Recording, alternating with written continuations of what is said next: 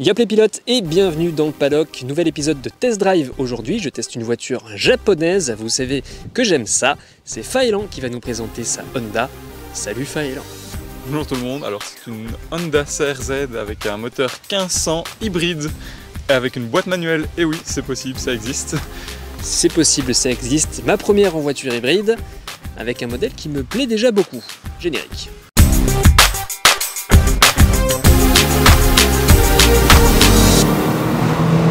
Faelan, parle-nous un peu plus en détail de ta CR-Z. Donc c'est une CR-Z phase 1 de 2010, donc de la première année de production.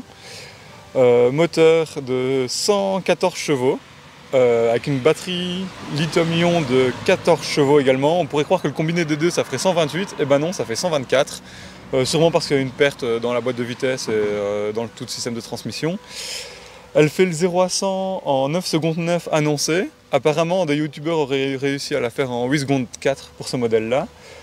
La voiture, il y a eu une seconde phase qui est sortie de 2012 jusqu'à 2014 en Europe. On passe à 137 chevaux, mais sans changer la consommation. Et apparemment, elle ferait le 0 à 100 un peu plus vite grâce au bouton Sport Plus qui se trouve sur le volant et qui permet d'utiliser toute la capacité de la batterie d'un seul coup. En termes de consommation, justement, c'est le gros point fort de cette voiture. En mix quotidien, je suis à 5,5 litres. Son point fort aussi, c'est sa ligne qui est coupée. Ça permet aussi de faire diminuer la consommation. Je sais bien que c'est un gros travail de Honda sur cette voiture. C'est une 4 places officiellement. Officieusement, c'est une 2+2. Donc les places arrière sont anecdotiques où elle dépanne. Voilà, elle dépanne sur 1 heure maximum, un passager à l'arrière de maximum 1,80 m je pense. Sinon, pour être droit à l'arrière, il faut ouvrir le coffre. Donc c'est pas conseillé pour se tenir droit, sinon on est un peu penché. Je t'inviterai à essayer de te mettre à l'arrière pour voir. Vous me connaissez, je testerai. Voilà. Tu nous parles du moteur, est-ce que tu peux nous ouvrir le capot qu'on voit un petit peu la bête? La bête. Ou la belle d'ailleurs, on ne sait pas. Hein. Moi je dis que c'est un homme. Parce que toutes les voitures ont des noms de femmes, donc pourquoi pas avoir un nom d'homme. Ah, c'est qu'on dit le CR-Z, on disait déjà le CRX pour son prédécesseur, enfin ses prédécesseurs. Au niveau du moteur, donc on voit le 4 cylindres. C'est le moteur, je pense, classique de chez Honda. Oui. Le 1500 qui est de base sur la plupart des Honda. Au niveau de la partie électrique, alors on voit qu'il y a du orange. C'est le câblage orange, c'est ça. Les batteries se trouvent sous la banquette. À l'arrière, dans le coffre.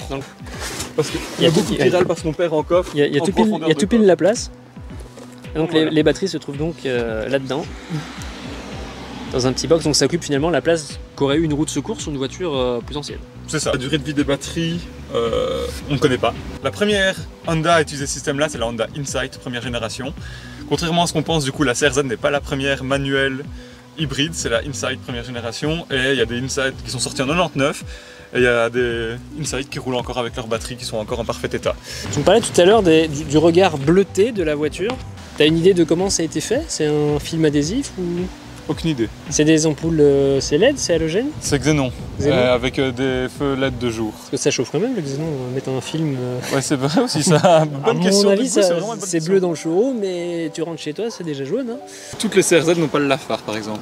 Donc dont certaines qui ont été vendues ici. Donc je suppose quand même que c'est pour Xénon. Vu que la tienne vient d'un charmant village qui s'appelle Hasdorf-Zopp.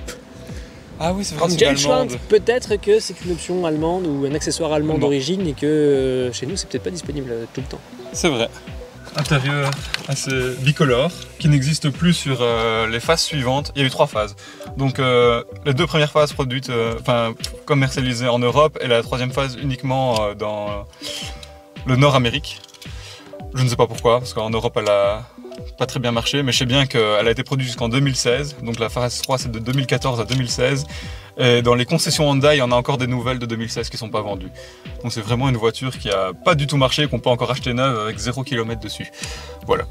C'est bon à savoir hein, pour les fans. Oui c'est vrai, moi je me suis dit que si un jour j'ai les moyens, j'irai vraiment chercher une phase 3 avec le pack Recaro et les beaux sièges de baquet Recaro. Donc voilà, petit système sympa de chez Honda pour faire un peu sport. C'est le bouton start. Le bouton rouge. Alors, je trouve marrant, c'est que tu as quand même encore la clé à tourner. Ouais, il y a encore besoin de la clé. Donc, hop. débat. Et comme je t'avais dit, on n'entend strictement rien du tout. Effectivement. Et la ventilation par contre, je pense Ouais, la clim, ouais c'est ça. Clim auto, ça c'est génial. Franchement, je crois que le modèle ici, il y a eu 4 finitions, S, Sport, GT et Luxury. Donc celle-ci c'est une GT, donc le 3e degré de finition. D'origine du coup j'ai les phares Xenon, les LED de jour, si c'est bien des LED, Cruise Control et kit main libre. Donc ce sont quand même des belles options pour une voiture qui coûtait 22 000 € à sa sortie plus ou moins. Ah oui, donc, en voilà. plus 22 000 €, effectivement, c'est le truc un peu sympa. Pour une voiture un peu à tempérament sportif et en plus hybride, bon hybridation légère, mais hybride quand même. C'est un prix raisonnable. Léger, ouais, c'est Voilà. un prix raisonnable, effectivement. Donc il y a 3 modes de conduite, économique, normal, sport, passe au rouge. Voilà. Ouais. La différence, et comme le son. Voilà. Et c'est quand même pas le feu. C'est discret. Après, Voilà. une voiture hybride bruyante, ce serait particulier. Par rapport à ta radio, c'est pas un format traditionnel, c'est pas du simple ou du double DIN. Si tu souhaites changer de radio, Aucune idée, je crois que c'est du double DIN.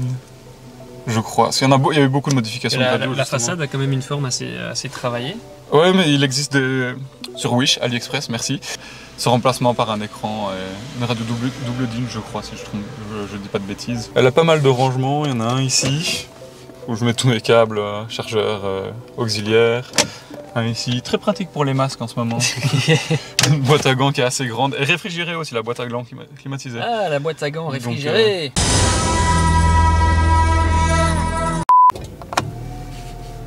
C'est d'une discrétion au démarrage. Voilà. En plus, j'ai l'habitude, avec la mienne, au moment où tu appuies sur le bouton, elle met un coup de gaz. Ce qui fait qu'au début, mes parents me disaient: mais pourquoi t'accélères? Tu faisais pas ça avec ton ancienne voiture? Celle-ci, elle fait ça à froid, où elle tourne autour de 1400, 1500 tours minute. Ah là, Le elle temps est de chaude, chauffer. elle est à 800 Ouais. tours. Et donc du coup tu démarres d'office en mode normal, à toi de voir si tu veux mettre éco ou normal ou sport.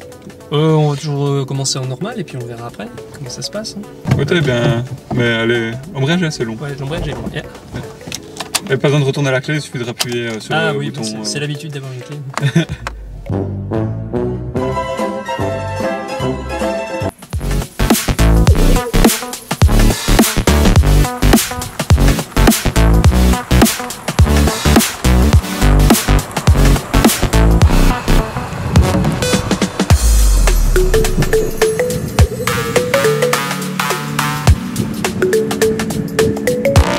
Alors étonnamment, on est assis assez bas en fait dans le véhicule. Oui, comparé à ce qu'on peut voir de l'extérieur qui a l'air d'être un véhicule assez haut. Bah oui, il a une hauteur de véhicule normal, je vais dire. Enfin, c'est pas un SUV non plus. Mais Oui, non, c'est ça. Mais oui, on c'est est quand même finalement, assez... on est assis assez bas. Et je serais curieux de voir du coup avec les récaros, où est-ce qu'on se trouve? Bonne question, mais ça doit être sympa. Le volant est réglable aussi en hauteur et tout Le ça. siège est réglable en hauteur ou pas? Ouais. Il est au plus bas là, je suppose? Non, pas au plus bas. Même pas? Non, même pas. Eh ben, en fait, un basketteur s'installe, bon, il condamne la banquette arrière, mais un basketteur s'installe à l'avant sans problème. Je pense, mais déjà ici la banquette arrière est condamnée Shaquille avec moi. O'Neal, au pied. C'est peut-être pour ça que beaucoup de gens achètent des SUV. Ah, ça donne un sentiment de Ils se sécurité. sentent en sécurité. Ouais. Le problème, c'est que, ah oui, tu te sens en sécurité, mais du coup, tu roules à 120 dans les petits chemins, tu t'en rends même pas compte. Est-ce que c'est vraiment sécurisant? Je ne sais pas. C'est la même chose avec les voitures anciennes. Hein. Tu te sentais avancer, ça tremblait dans tous les sens. Tu t'entendais plus parler au-dessus de 80 km/h, bah, ça te donnait pas envie de rouler vite. Aujourd'hui, je vous fais découvrir la région de Walcourt, parce que, à ce qu'il paraît, Walcourt vaut des tours. Je trouve qu'un des avantages de cette voiture, qui est connue assez généralement, c'est la boîte de vitesse. Les Oui, vitesses sont quand même bien dirigées. C'est ça, elles la passent commande est facilement. agréable. C'est en éco. C'est une boîte 6, hein? Ouais, c'est une boîte 6. On va passer la 6. C'était pour être sûr de ne pas faire R comme rallye, Ouais, ça aurait été dommage. une casse moteur, une. La zone rouge est à 6250, je crois, si je ne me trompe pas. Et le RUPT à 6004, 6005. Mais il y en a qui disent que ça sert à rien d'aller au-dessus de 5005 parce qu'il n'y aurait plus de puissance au-dessus de ça. Mais est-ce que si on passe sa vitesse à 5005, on retombe en dessous de 4000,5 là où la plage où il y aurait plus de puissance, quoi, entre 4000,5 et 5000,5. Donc c'est un choix à faire au moment où on accélère. Oui, bah, c'est aussi selon l'humeur du moment, je pense. Voilà. Et si je me trompe pas, toutes les CRZ ont été fabriquées au Japon. Je Bah, crois je crois que c'est à une ce truc-là. spécificité des marques japonaises, c'est qu'ils font la plupart de leurs modèles sur place. Ouais. Il y a quelques modèles qui sont fabriqués hors Japon, bon la Yaris à Valenciennes, la plupart des Subaru sont faits au Japon, la plupart des Mazda aussi. En tout cas les MX5. Ça m'étonne pas. J'aimerais bien tester ce véhicule. C'est vrai qu'il est pas mal le non plus. propriétaire de la 350Z a poussu. Regarde cette vidéo, ça m'intéresse. Ouais, on va passer en mode sport. Qui passe en rouge. Après, on va passer en mode sport, mais je vais pas enrouler sport parce que je sais qu'il n'y a pas de casse-vitesse, il y a des nids de poule et que si on croise des véhicules, c'est quand même pas large partout. Normalement, tu sens déjà directement la réponse à l'accélérateur Oui, qui la est réponse à différente. l'accélérateur, effectivement, surtout que je passe de l'éco au sport. Ah ouais, donc parce qu'en éco, c'est vraiment un veau. On va pas se mentir. Après, En ville, c'est très pratique. je l'ai mis l'éco, en ça, éco sur la nationale. la nationale, donc on sait pas si on s'est arrêté au Carrefour. En général, moi, je passe l'éco que en ville. Parce que sur national, quand il faut relancer et tout ça, le mode normal est quand même plus sympa. Donc globalement, c'est un véhicule qui tient quand même vachement bien la route, je trouve. Sauf quand on prend un virage un peu vite. L'avant aurait tendance à vouloir quand même se barrer, je trouve. Ça se souvient donc Un petit peu, ouais. Bon, en même temps, c'est une traction moderne. Avec tout le poids à l'avant. Les voitures voilà. modernes ont déjà une tendance naturelle de ce virage. Par contre, je trouve que si on reste très haut dans les tours, il y a moyen de garder une accroche quand même suffisante pour pas sentir l'avant décrocher, quoi. J'aurais plus tendance à dire que l'avant décroche au moment où je suis en sous-régime et qu'il y a vraiment le poids. Ouais. Et voilà, qu'il n'y a pas assez de motricité sur les roues que. C'est la technique l'inverse, avec quoi. une traction quand tu perds l'avant en courbe. Ouais, je sais bien, c'est écraser l'accélérateur. Ouais. Faut avoir le réflexe de le faire, quoi. Faut être confiant quand même. Comme tu peux le constater, je suis un conducteur de bas régime. Pareil. Et puis ici, le bas régime, je pense qu'elle est plus ou moins faite pour ça, donc. Enfin, grâce à l'hybride, elle prend justement comme elle a la batterie qui vient intervenir directement, ça aide. Et c'est probablement pour ça que j'ai calé, c'est parce que je me suis dit, bah l'hybride, c'est bon, mais c'est vrai qu'elle ne peut pas rouler full électrique celle-ci, c'est ça hein. Ouais, c'est ça. Sinon, ce serait une boîte auto. La roue hybride Oui. qu'il y a dans le moteur, que j'ai essayé de te montrer tantôt, tourne tout le temps en fait. Et donc, c'est ça que tu vois sur le compteur charge, décharge aussi. Toujours en mode sport ou t'es repassé en. Je suis toujours en sport. En sport, en centre village. Ouais, c'est ça. C'est vrai qu'en termes de sonorité, c'est très très discret. Mais si tu montes un peu dans les tours, tu verras au-dessus de 3000. Oui, voilà, on est dans le village. Ouais, c'est ça. Si je monte dans les tours, je pense que je vais monter à plus de 50 aussi. Par contre, à régime stabilisé comme ça, quand on remet juste un coup de gaz, on entend les injecteurs sur les voitures modernes. Même les voitures essence, par moment, à certains stades d'accélération, il y a une petite résonance diesel. La Mazda le fait aussi, surtout à froid. Tu te dis, c'est quand même dommage, les vieilles voitures à carbu, il n'y avait jamais rien qui claquait. Les injecteurs faisaient pas de bruit, peut-être parce qu'on n'avait pas. Moi aussi. Mais... C'est vraiment joli par ici. C'est vraiment sympa. Ah ben, Walcourt vaut le détour. Hein. Ce qui est étonnant, c'est que les rétroviseurs sont plutôt petits vus de l'intérieur. En fait, on voit très bien dedans, Oui. à leur taille. Bah moi je trouve qu'ils sont plutôt grands même, en fait. L'inverse. Bah oui, moi j'ai l'habitude des rétros de la Mazda qui sont aux normes de 5 ans après la tienne. Ouais. Des trucs gigantesques et en fait, ça va quand même. C'est peu, juste finalement la visibilité dans le rétroviseur central où on se retrouve avec la séparation de la vitre arrière qui arrive en plein milieu du champ de vision. En fait, il aurait fallu limite, je pense, mettre le rétroviseur ici, comme ça on aurait vu dans la petite lucarne. Beaucoup de voitures où on est assis haut et où tu as le rétroviseur en plein champ de vision, tu vois pas ce qui arrive de droite. Ici, bah au moins il n'est pas dans le champ de vision. Mais il ne sert à rien. Il ne sert à rien. Il sert à homologuer la voiture. Voilà, c'est ça. Donc du coup, je sais pas ce que t'en as pensé. Écoute, justement, on va y venir. Les tops et les flops de la CRZ. Faut pas oublier de tester les sièges arrière. Ah oui, c'est vrai. Effectivement, j'avais dit que je testerais la place arrière. Coffre ouvert, j'ai la casquette qui dépasse. Du coup, si l'on referme le coffre,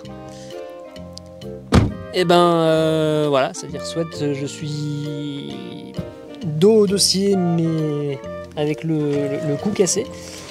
Le cou cassé, soit j'ai le dos un peu pété, enfin un peu penché en avant, et ça passe quoi. Mais bref. Le truc qui n'a rien à voir, mais Audi 100 c'est le modèle. Le CD55, tu penses que c'est parce qu'il y a un autoradio qui mange des CD? Non, c'est CD5S en fait, c'est pas un... Moi je pensais que c'était déjà SS, donc je disais déjà pour une allemande c'est le mauvais coup. Non, c'est sûrement un... Non, il n'y a quand même pas un 5 cylindres là-dedans quand même. Il y avait déjà des 5 cylindres chez Audi à l'époque? Ou 5 soupapes par cylindre? Est-ce que les valves ce sont des Zupapen en allemand? La Zupapen, ce sont toutes les personnes qui se trouvent en dessous du pape. Les Zupapen. Et maintenant, le moment que certains d'entre vous attendent avec impatience, les tops et les flops de la Honda CRZ. Eh merde, putain 10 000 tours minutes. Ah. Le temps que la caméra démarre, j'ai raté la S800, je suis triste. Monsieur, reviendez. On n'est pas en hiver au moment où on tourne, hein, mais voilà, il y a les sapins et il y a la pluie. Je suis sûr qu'il neige au moment où vous regardez cette vidéo, si vous la regardez au moment de sa sortie. Si c'est le cas, laissez un petit commentaire sous la vidéo. Il neige! Les tops et les flops de la CRZ. Bah, au niveau des tops, déjà la ligne, moi je trouve qu'elle est plutôt réussie, hein, quand même, la ligne de la voiture. Bah, c'est une ligne qui a 10 ans, et 11 ans même maintenant, et on dirait pas qu'elle a 11 ans. Assez moderne, donc oui, moi c'est vraiment quelque chose que j'apprécie beaucoup, qui sort de l'ordinaire avec beaucoup de voitures, qui je trouve se ressemble beaucoup maintenant, donc oui, c'est vraiment un plaisir de la regarder. On peut également citer dans les avantages une consommation particulièrement basse pour une voiture sportive, même s'il faut mettre des guillemets peut-être à sportive, mais... C'est plus sportly dans le sens où voilà, elle a une bonne reprise, elle a une gueule un peu sportive, elle tient bien la route, on a beaucoup de ressenti de la route comme on est quand même assis assez bas, mais clairement il lui manque quand même quelques chevaux pour que ce soit vraiment une voiture sportive. On rajoutera également dans les points forts que si vous en voulez une neuve, bah, il en reste encore en stock chez Honda, donc c'est quand même un avantage hein, pour les fans. C'est pas le prix de l'occasion, mais elle est neuve et garantie. Et il va falloir la chercher aux États-Unis aussi. Du côté des flops, bon, je pense que la banquette arrière, c'est une blague un peu quand même. Ça dépanne. Ça dépanne. La banquette arrière, elle dépanne. C'est-à-dire que si madame te prévient 2 jours avant d'accoucher, chérie, je suis enceinte, de jumeaux, ça dépanne. Mais t'as les fixations isofixes à l'arrière quand même, j'ai vu. Oui. Mais apparemment, les enfants jusqu'à 3 ans, ça va bien. Après, ça devient un peu juste. Mais pour moi, comme c'est mon daily, que je suis encore jeune, que je ne veux pas avoir d'enfants tout de suite, c'est parfait. Ça dépanne. Donc voilà, c'est quand même un coffre assez sympa. Et si on couche les sièges avec un simple bouton... Oui, le coffre effectivement, lui, fait aussi partie des bons points. C'est plus grand que dans une MX5. Ah, pardon. Moi, c'est les seuls défauts que je lui trouve, personnellement. Moi, j'en rajouterais peut-être un qui est... Bon, c'est dû après au système IMA de Honda, ce qui est qu'elle ne peut pas rouler en full électrique, contrairement à une concurrente japonaise également. Voilà, c'est avec le retour du soleil que ce test drive se termine. Merci à toi Faëlan pour la confiance, le prêt de ta Honda. Bah, c'était avec plaisir et hâte de voir ce que ça va donner en vidéo et de voir tes autres vidéos et tes autres essais. Et bah ça arrivera très prochainement, hein. Prochaine vidéo de test drive, ce sera le mois prochain, premier jeudi du mois. Et puis d'ici là, bien sûr, il y aura les anecdotes du paddock où on s'intéressera, vous l'aurez compris, à la marque Honda et au CRZ. D'ici là, portez-vous bien. Ciao.